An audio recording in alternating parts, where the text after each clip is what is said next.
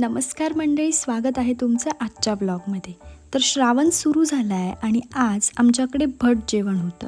सर्वात आधी चूल मांडून घेतली आणि जेवणाला सुरुवात झाली. भटाचं संपूर्ण जेवण भटजी काकांच्या हातूनच होतं. आपल्या कोकणात श्रावण म्हटलं की भट जेवण आलंच.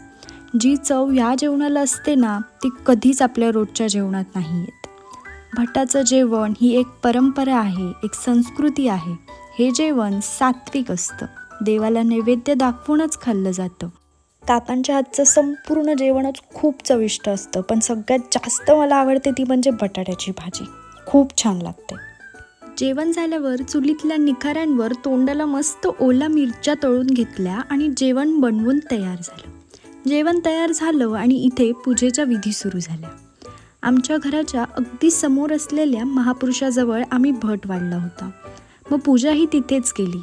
देवस्थानाला छान अशा फुलांच्या पाकळ्यांनी सजवून घेतलं. म्हटलं कसं टापटीप दिसलं की मनही प्रसन्न होतं. थोड्याच वेळात पूजा संपन्न झाली आणि सर्वांनी हात जोडून सगळ्यांच्या निरोगी आरोग्यासाठी, धंद्या व्यवसायासाठी आणि शिक्षणात यश मिळण्यासाठी देवाला गाऱ्हाणं घातलं. गाऱ्हाणं घालून झालं आणि सर्वांनी पाया पडून घेतलं. पूजेचा कार्यक्रम संपताच पंगत जेवायला बसली. अशा प्रकारे आपल्याकडे भट जेवण केलं जातं. तुमच्याकडे श्रावणातलं भट जेवण झालं का? कमेंट करून नक्की सांगा आणि लाईक, शेअर, फॉलो करायला विसरू नका.